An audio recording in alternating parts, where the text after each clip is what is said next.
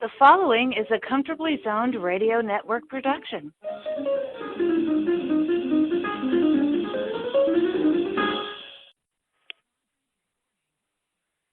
Thank you, Tally Olson. I am Ralph Tycho with the Comfortably Zoned Radio Network, and it is my privilege to introduce another episode of The Package Tourist, hosted by the package tourist in the magical mystery tour called Life, Matthew DiBiase, who tonight will be interviewing two-time hockey author George Grimm on his latest release, Guardians of the Goal, a biographical history of New York Ranger goaltenders.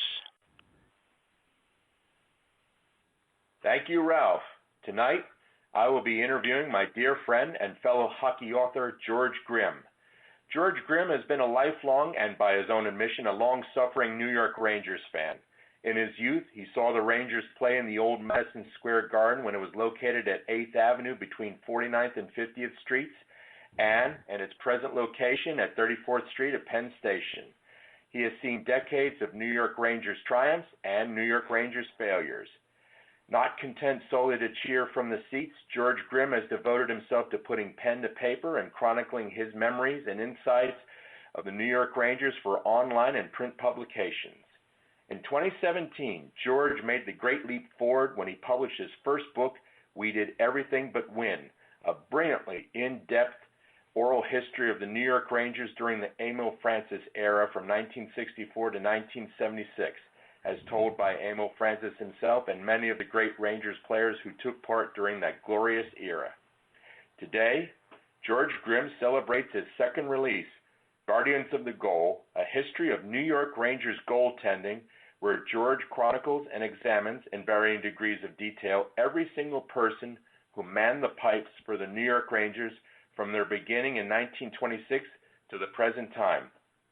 Guardians of the Goal reveals the legendary and ludicrous feats of Rangers goaltenders. George Grimm discusses the outstanding, the ordinary, and the sometimes outrageous characters who place their bodies between the opposing team's pucks and the Rangers' nets with varying degrees of success. George, please tell our listeners, why did you choose to chronicle Rangers goaltenders as a follow-up to your first book? Okay. Hi, man. How you doing? How you doing, George? Well, the reason was that once I got my first royalty check from We Did Everything But Win, I said, hey, I have to get more books out here. But actually, I'm an old-time Ranger fan and an old goalie, and I've always been interested in Ranger goaltenders, and there were quite a few that I wanted to learn more about, and of the 88 guys who had played goal for the Rangers. And I started doing research, and I, put a book together, one at a time. How much help did you get from the Rangers franchise during the course of your research of this book? Well, actually, none with the research. I got some help with the pictures towards the end of the books, the headshots of the Rangers. I had planned to have headshots of all the goalies, and I was going to use the headshots that the Rangers had on their all-time roster site. But actually, the Rangers don't own those pictures. They only own the ones from 1990 or so on. So I can only use those pictures. That's really all the help I got. Please tell our listeners, especially our younger listeners, some of the Rangers goaltending greats featured in this book. Oh, well, all of them. From Davy Kerr, who won the Stanley Cup with them in 1940, and Gump Worsley, Chuck Rayner, Eddie Jockman, John Davidson, Mike Richter, John Van Beesbrook, Henry Lundqvist. They're all in there. Plus the guys who might have played just one game as a substitute, or if the Ranger goalie got hurt, they had to borrow a goaltender from the other team. That happened back in the early days of hockey very often. Anyone who played played goal for the Rangers. Even the practice goalies, I have him in there, where I could. How many Rangers goalies were you able to interview for this book? I guess about 6 or 7. I really don't know offhand. Because some of them are, not around anymore, and some are just hard to get. You just can't pick up the phone and call people. You got to get their contact information from somebody, and sometimes it's very hard to get. But I got quite a few. I got John Davidson. I got Bob Prose, Gilles Villemure, Jules Gratton, Kurt Ridley, guys like that. All very interesting guys. When you were growing up as a Rangers fan, did you ever get to meet any of the Rangers goalies featured in this book face to face? Anyone in particular? Oh yeah, I met Eddie Jockman when I was quite young, and he was my idol growing up. I used to go to games, and I used to watch him in warm-ups, and I used to stand behind him in warm-ups down by the glass, and so I met him very early, and I met quite a few of the ones since then. I've met Lundqvist and Richter and Villemure and Van Beesbrook and all those guys. Eddie was the first though. What was he like? I mean, now you said you met him as growing up, but then you said was that the only time you met him face to face? That one time? No, actually, in the 80s, I was writing a newsletter called Sportstat about the Rangers, and I actually got to have breakfast with Eddie.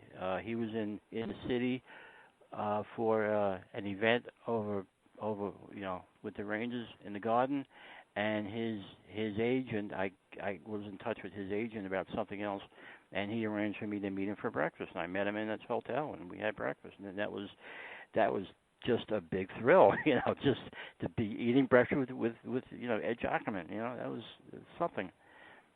So. Now, in the book, you talk about how Emil Francis took a chance making Eddie Jockman the starting goaltender for the Rangers. What was it that Emil Francis saw in Jockman to make him take that chance? What was it? Can you tell us? Yeah, well, when Eddie was playing for Providence, the Rangers, had an eye on him, and Eddie tried. I mean, he was on a bad team most of the time, through his Eastern Hockey League games and teams, and but Eddie just kept coming back, and he faced a lot of shots, and he did the best he could, and Emil liked the way he just didn't give up. I mean, Eddie went through adversity when he was young. He had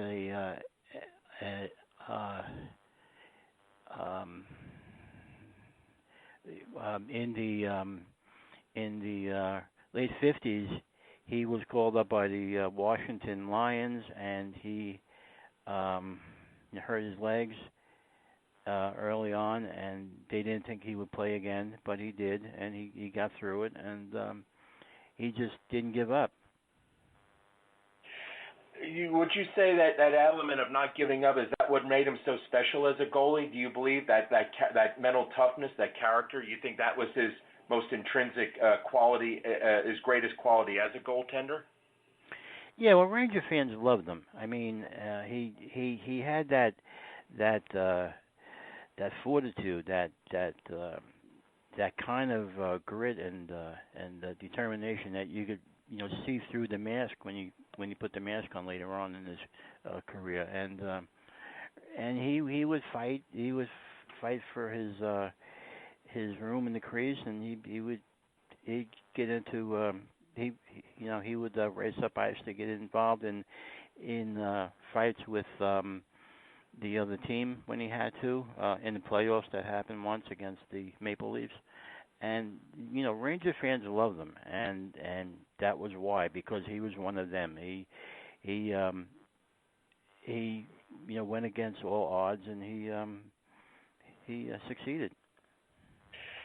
During your interviews, when you actually were able to interview these goaltenders, were there any type of interesting surprises in what they said to you? I mean, sometimes, they'll say something like, "Ooh, I never expected him to say that." Did you, when you were doing your interviews, did anything like that happen? Like interesting surprises that intrigued you?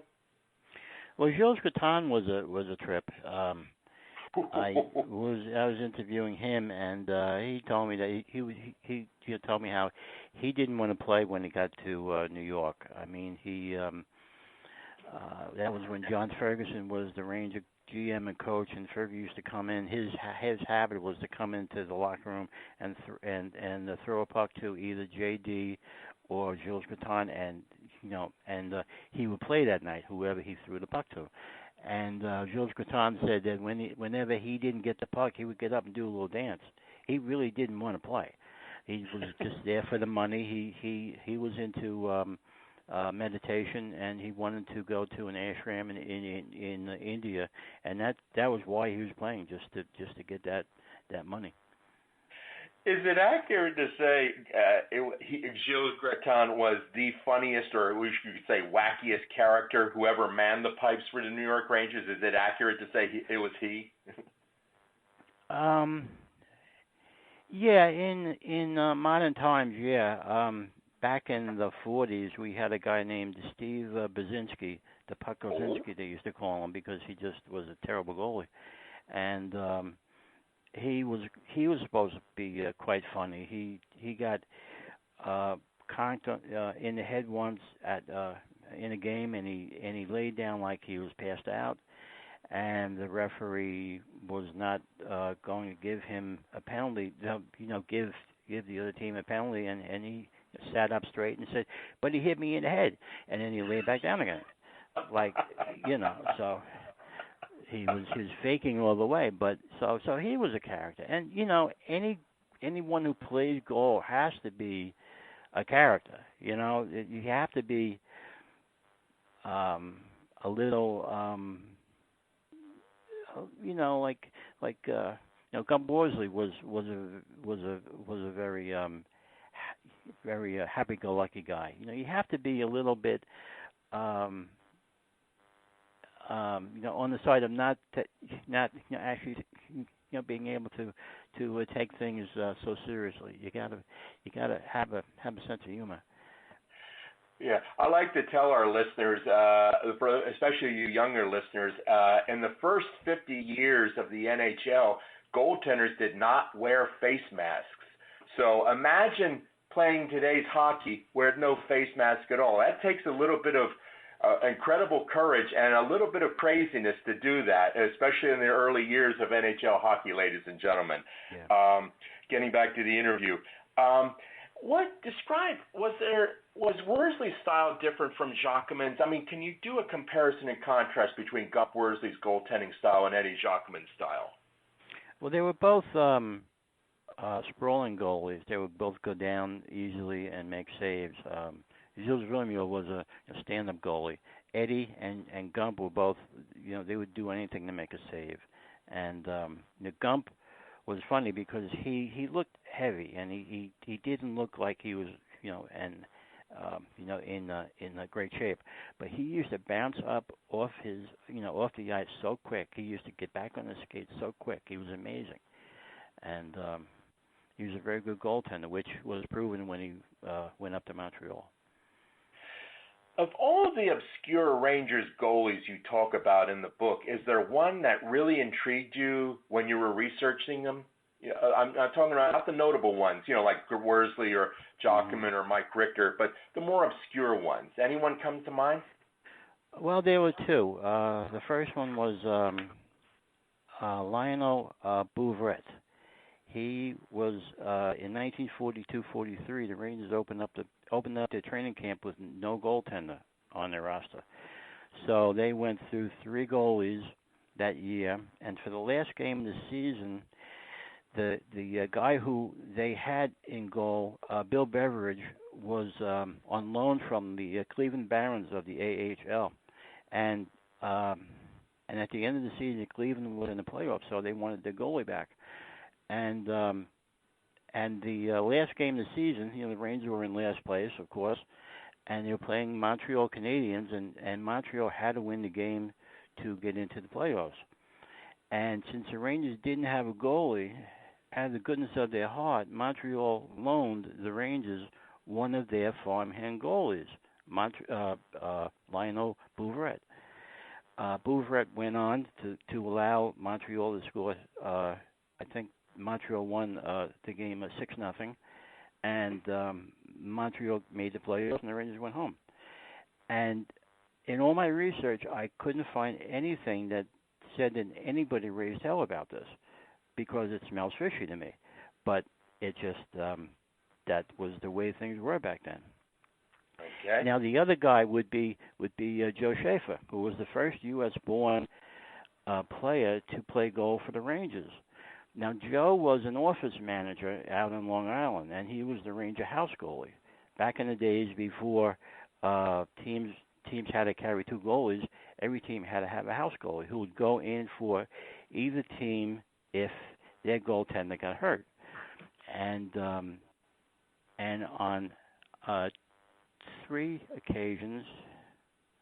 two occasions, he went in for the Ranger goalie, who was Gump Worsley. Now he was in his 30s, and he was an office manager, and he was the Ranger practice goalie, and he kept time for the Rangers. He was a all around guy over at the Garden, but he was also the house goalie, and he had to go down to the Ranger locker room, get changed, go into the game, and he went in against the Chicago Blackhawks twice when they had Bobby Hull and Stan Mikita. And of course he lost, but he survived. He didn't get hurt, and he probably had a good tale to tell the next day in the office, around the water cooler. How was your weekend? Well, this is what I did. I played golf for the Rangers. So. Wow. George, I wonder if you could clarify a point. It's been suggested in some accounts that when Johnny Bauer, the late Johnny Bauer, who was a legendary goaltender for the Maple Leafs, he played one season for the Rangers. It's been suggested that he actually learned his famous poke check from Rangers goaltender Chuck Rayner. In your research, is that true or not true? That's true. That's true. Chuck was a very good with the poke check, and he did learn that from Chuck when he was up with the Rangers. That year he played for the Rangers. The year before that, Gump Worsley had a good year as a rookie, and he also won the Rookie of the Year award. So you think he would, be a shoo-in to play for the Rangers the following year. But Gump asked for a raise. He asked for a $500 raise, and they sent him down to the minors, and they brought in Bauer, which is unbelievable. Ouch. Yeah. Quick question, George. Who was the first New York Rangers goalie to use the butterfly style of goaltending? That I couldn't tell you. I know that early on goaltenders had to stand up. They couldn't drop to their knees. They couldn't drop to the ice. They couldn't cover the puck. So, but I couldn't tell you who did the butterfly first. I guess it would be someone around the time of Glenn Hall, because Hall made it popular when he was with Chicago. So someone around that time. Okay. And who do you think was the most underrated Rangers goalie of all time in your view? Gilles Villemure. Okay. So why? Well, he was a very good goalie. He was for the years he played in the AHL, he was the best goalie outside of the NHL. And Emil didn't want to bring him in because he knew Eddie was going to play most of the games, and he didn't want Jules sitting on the bench. But then the one year, I forget maybe 1969. He brought him up, and he and Eddie split the goaltending job, and they actually won the Vezina that year. They shared the Vezina. But Gilles was a very good goalie. He probably could have been a starting goalie on any team. He was very good against the Blackhawks. Eddie had trouble with the Blackhawks, but Gilles played very well against them. Gilles caught with his right hand, and Eddie caught with his left hand. And Amo used to say he was, be able to put in, one or the other, and the other team, wouldn't know, where they were going to shoot that night. So it was a pretty interesting, combo for them. Interesting. When he was platooning his goalies, was it a very strict? When Emil Francis was platooning his goalies, was it a strict platoon, like strictly alternating, or would he use his instincts, or was he using stats to determine who's going to man the nets on a given game and night? How did he do it? It was pretty much whoever was hot, the hot guy, and Eddie always got the advantage because Emil brought him in, and he was Emil's guy, and Emil wanted to back him. Okay. Who do you think was the most overrated Rangers goalie of all time in your view? Ooh. In other words, they didn't live up to their hype or whatever. Anyone come to mind? Well, you have to figure that whoever it is, whatever. Jacques Plante had to be. Jacques Plante came here, which that the trade that sent Gump Worsley to Montreal for Jacques Plante was probably the highlight of Worsley's career, because it got him out of New York, and he won Stanley Cups and the Vezina trophies up there. Jacques Plante came down here, and all of a sudden he had the Rangers playing in front of him, in not Montreal. And he saw more shots, he saw more rebounds, and he didn't play as well. And he lasted 2 years down here until he retired, and the first time, and then about 3 years later he played with the Blues, but he was overrated. He didn't live up to his billing down here. Now we were talking about Eddie Jockman earlier, and you kind of mentioned about how beloved he was by the Rangers fan. So is it accurate to say Eddie Jockman was the most beloved Rangers goalie of all time, in your view? Well, yeah. Well, probably up until that time, sure. I mean, every goalie has had their fans. Ranger fans have always loved their goalies. That's just the way it is. They always love their goalies. And Van Beesbrook had a big following. John Davidson has a huge following. Lundqvist, Mike Richter. All those guys played very well here, and they all had their following, and they all have their fans, and their fans can argue on who was better, who was more loved, and but Ranger fans have always loved their goaltenders. Now in the book you tell it's long been a part of Rangers folklore. When Eddie Jockman had to, he was waived, right? Not traded. Was he waived to the Detroit Red Wings? He was waived, right? He was waived. He had to play his first game against the Rangers at Madison Square Garden in a Wings uniform. Would you tell our listeners the famous story about how the crowd treated him that night? Will you share it with our listeners? Oh, the crowd from warm-ups through the anthem through the game, the crowd shouted Eddie, Eddie, Eddie, clapped their hands, Eddie, Eddie, Eddie. The Rangers who were playing who were on the ice when this was happening, they would tap their stick on the ice, to that rhythm. And the Rangers didn't want to score on them that night. Brad Park told me that it was the only game he ever really didn't try to win in his NHL career, because he didn't want to beat Eddie. And some players, did beat him, and they said they were sorry when past them. Eddie won that night. I don't remember the score, but it was the kind of thing where he was one of us. How could you trade one of us? Yep. One of my favorite moments in the book is when you discuss Bob Froese, whose life after his hockey career ended took a very interesting turn. Would you please share with our listeners what became of Bob Froese after his playing career ended? Yes, Bob is now a Mennonite minister in upstate New York. And, wow. He really turned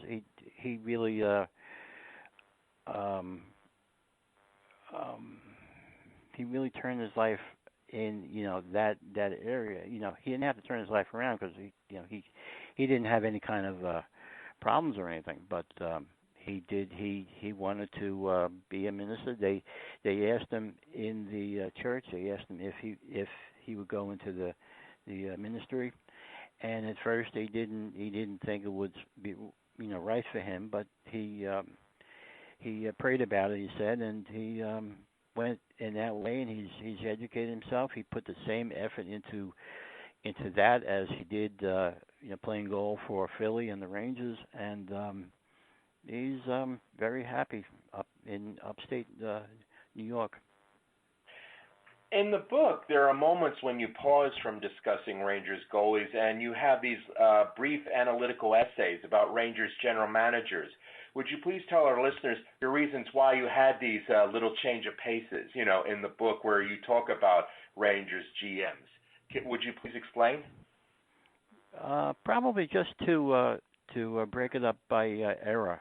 I mean, the Rangers, by GM and by era, and each era was a time in Ranger history, and it was either a good era or a bad era, and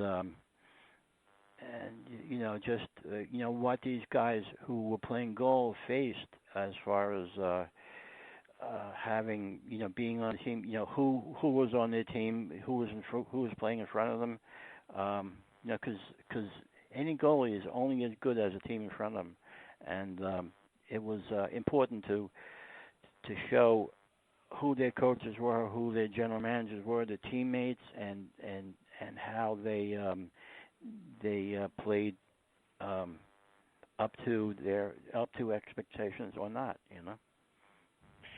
Rangers fans always talk about Mark Messier making the 1994 Stanley Cup win possible, but how big a role did goalie Mike Richter play in that Cup-winning season? How big was his role? How key was it? It was very big.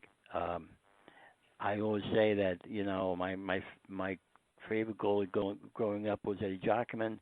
The best goalie I've seen as a Ranger would be Henrik Lundqvist. But if I had to play, seventh game in the playoffs, I would want Mike Richter in there because he was focused. He was very lucky. There was a couple shots that he turned into adventures that didn't go in the net, and but he was huge. That was his career year. Richter in his Ranger career, he didn't set many records. He didn't lead the league in anything ever. I don't think. But in '94, he had a career year, and it all came together for him and for the Rangers. I always say that the moon and the stars in the sky all lined up perfectly that year, because it didn't happen for 54 years before that, and who knows when it's going to happen again. Whenever I interview an author, I always like to ask them, who are your favorite writers in terms of those who inspired you to become a writer yourself, or perhaps may have influenced your own personal writing style? Who are your favorite writers? Stan Fischler, Kurt Vonnegut, Jerry Eskenazi, just to name a few. There's quite a few. I just can't think of them off the top of my head. Okay, why those gentlemen in particular? Any particular specific reason? Any specific reason? Well, I would say Fisher, just because of his sheer volume and because I use a lot of his books to research now. And Eskenazi, he wrote a book called A Year on Ice in the early 70s, and that's got to be my all-time favorite hockey book. I've read it a lot, and I always go back to it, and I was thrilled to be able to interview him for the Emil Francis book, We Did Everything But Win. And it was just that book, the way he put it together, the comments he had in there, it was a really good book to read. I really enjoyed it. And as far as Kurt Vonnegut, well, he's kind of cosmic, and it just, it was, he's a very interesting writer. Where would you place Henrik Lundqvist in the goaltending pantheon? Do you think he's Hockey Hall of Fame material? Yes. Okay. I mean, what do you think he compares like Patrick Waugh, Martin Brodeur, the guys who dominate today? Back then, dominate and all that. Definitely. Okay. After Lundqvist hangs up his mask, who do you think will replace him in the nets? Who will be the future starting goaltender for the Rangers once Lundqvist retires? Well, they got two guys now. They got there's